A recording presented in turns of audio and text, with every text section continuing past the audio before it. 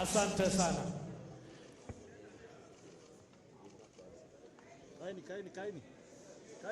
Welcome, Your Excellency, to address the nation. Kaeni chini tafadhali.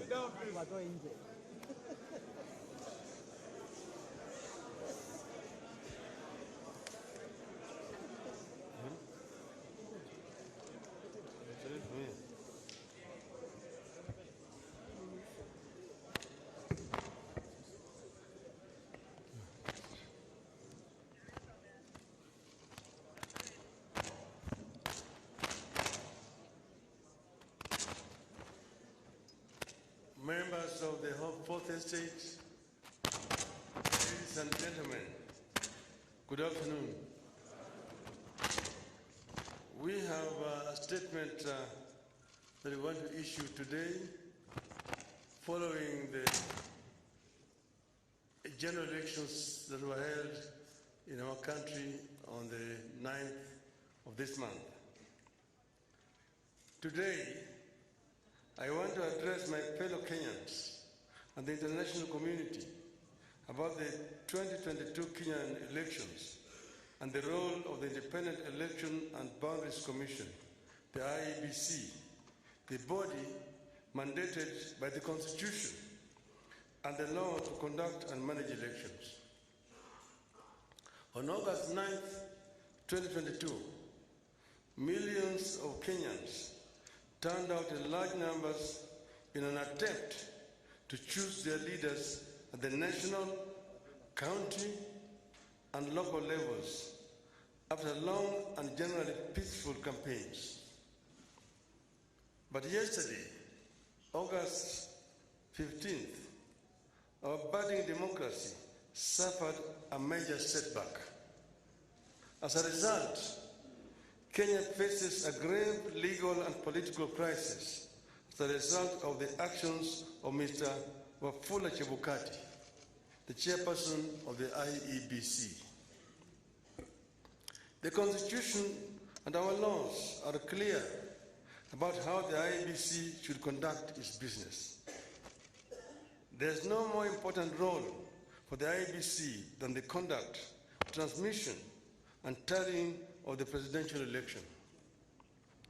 We are painfully aware of the past political biases by the Iebc that plunged this country into its darkest chapter. The terrible memories of the aftermath of the 2007 elections are still fresh in our minds. In 2017, the Supreme Court of Kenya nullified the presidential election again because of the misconduct of the Iebc. What we saw yesterday was a travesty and a blatant disregard of the Constitution and the laws of Kenya by Mr. Chebukati and a minority of Iebc commissioners.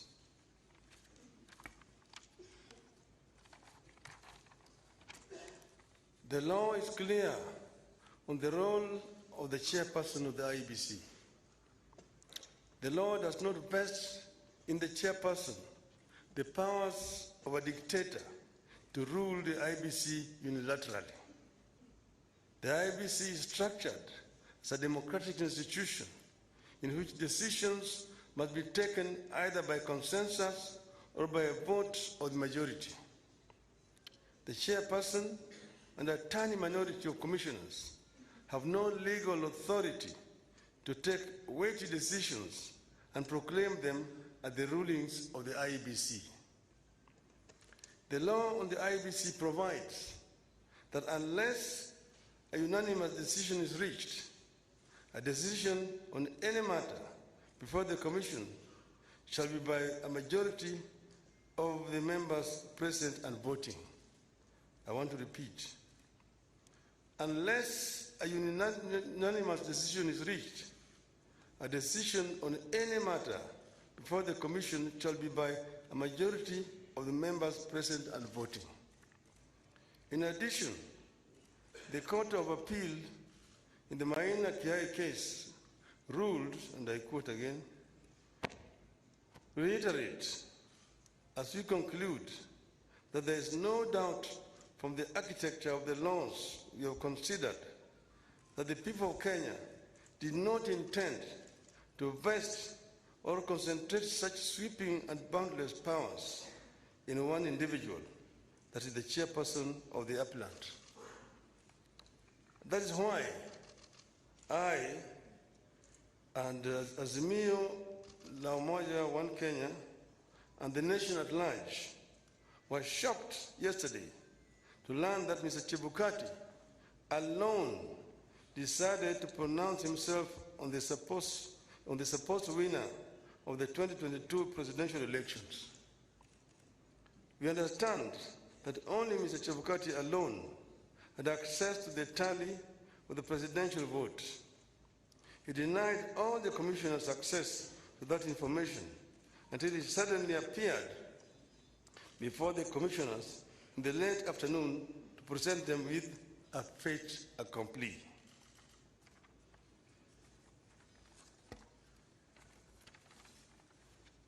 Barely 2 hours before his announcement, Mr. Chebukati called a meeting of the Iebc and revealed to them the different results he was going to announce. 4 of the 7 protested Mr. Chebukati's actions. But Mr. Chebukati, whose mind appeared made up, did not entertain any discussion of the results, precipitating a walkout by a majority of the commissioners, who promptly denounced the results at a press conference. We know what happened next. A majority of the commissioners walked out and held a press conference where they denounced the results. Our view in Azimio is clear. The figures announced by Mr. Chebukati are null and void.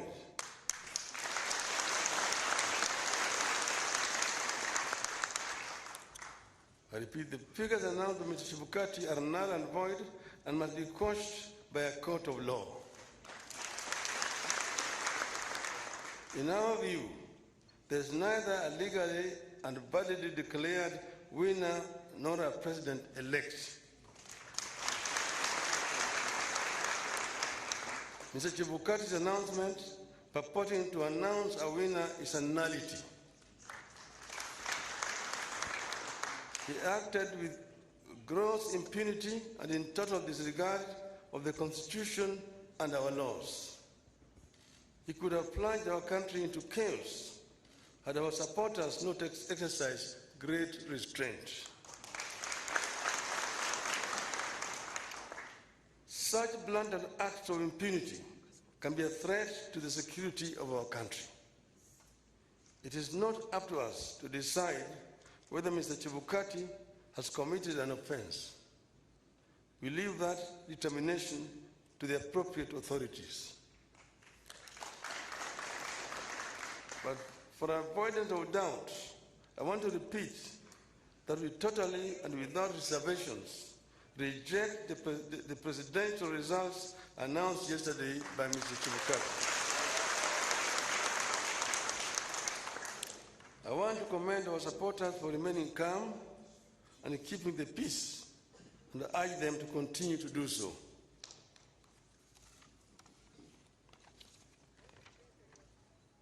Let no one take the law into their own hands.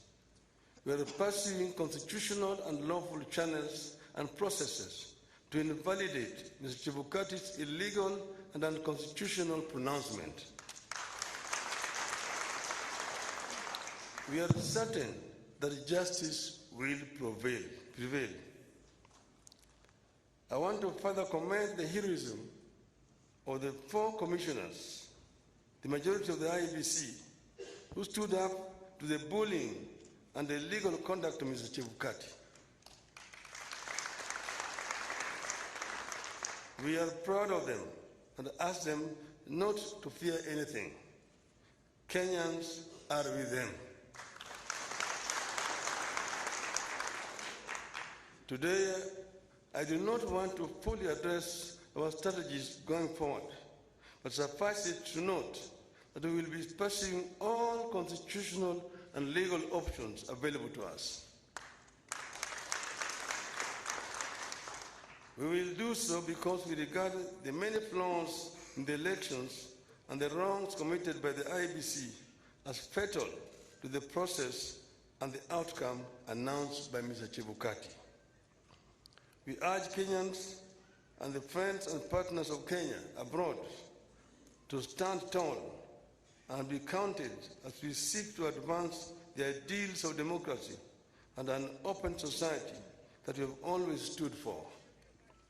We will pursue justice for our supporters and for all Kenyans so that their choices are respected and honored. May God bless you and may God bless Kenya.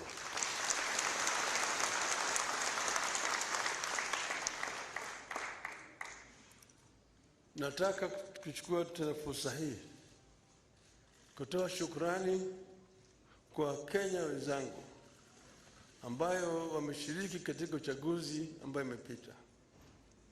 Wameonyesha ujasiri, wameonyesha uzalendo na upendo kwa nchi yao.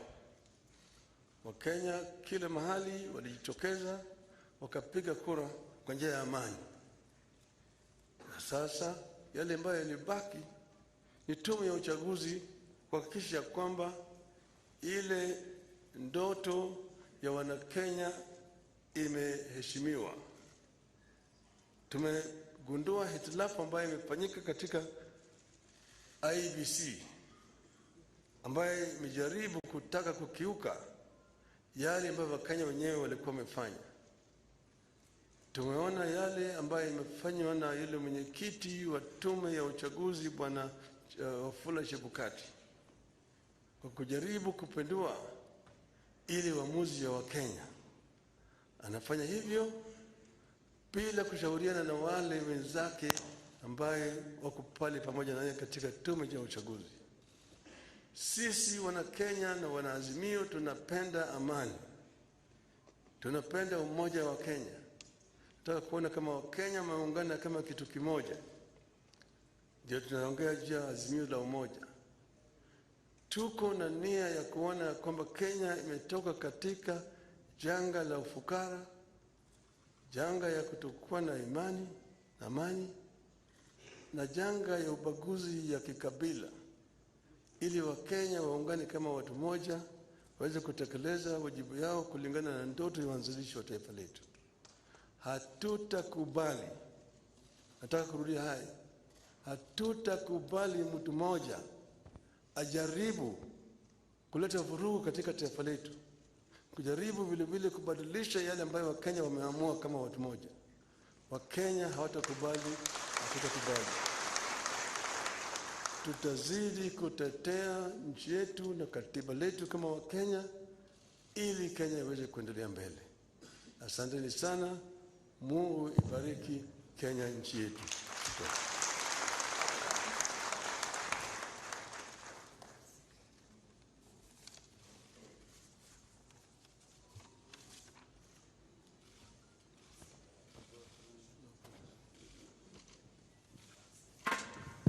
Niombe sote tusalie tumeketi tunapomruhusu Mheshimiwa Laila Amolo Odinga, mgombea mwenza, Martha Wangare Karua na wengine kuondoka.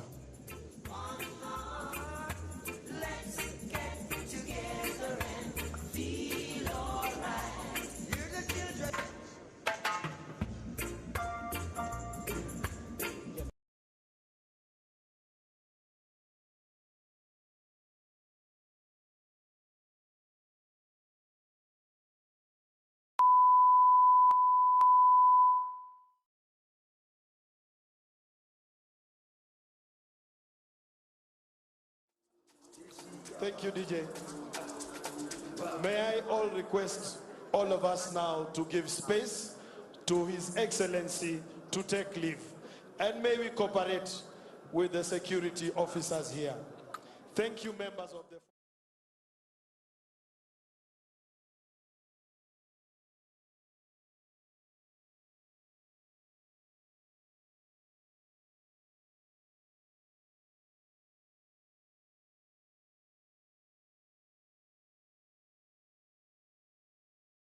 Thank you.